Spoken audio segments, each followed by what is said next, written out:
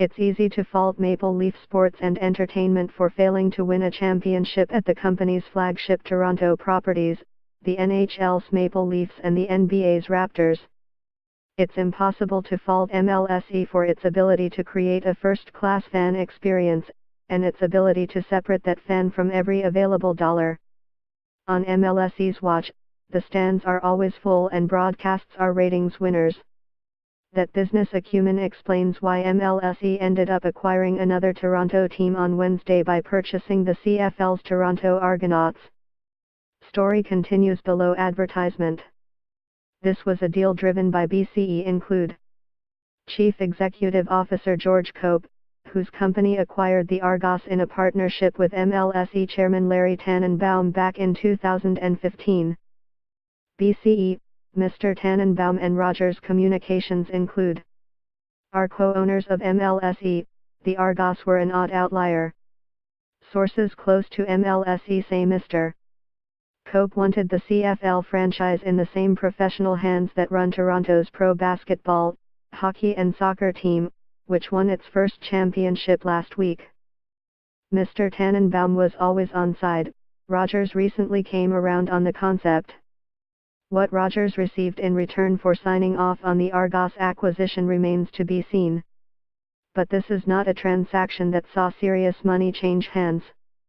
BCE's financial disclosure from 2015 showed the Argos were purchased for a total of $50 million, even with a Grey Cup win last month. A franchise with the league's worst attendance isn't worth much more now than it was 2 years ago. As an aside, the concept of uniting a Canadian city's pro sports franchises under common ownership may also soon be playing out in Vancouver. BC Lions owner David Braley is in talks to sell the CFL team to Francesco Aquilini, owner of the NHL's Vancouver Canucks, among other buyers, according to sources close to Mr. Braley. To date, the two sides have been unable to agree on price. Mr. Braley is looking for $25 million, and Mr. Aquilini and other potential suitors are offering considerably less. Those who wonder about MLSE's marriage of historic arch-rivals are forgetting what they learned in first-year economics. Rogers and BCE compete in telecom, wireless and sports broadcasting, as owners of networks TSN and Sportsnet, respectively. Economics 101 taught us that oligopolies are a logical outcome after a competitive sector consolidates around its strongest players. By gathering sports properties under one roof, MLSE enhances its broadcasting and marketing clout. By sharing in ownership of the teams, BCE and Rogers guarantee access to sports content on their various platforms, and limit the potential for irrational competition.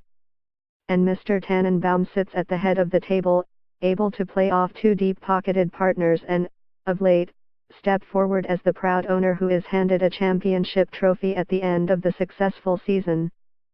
It's also important to keep in mind just how quickly the definition of sports is evolving. On Wednesday, MLSE announced the Argos acquisition. Story continues below advertisement.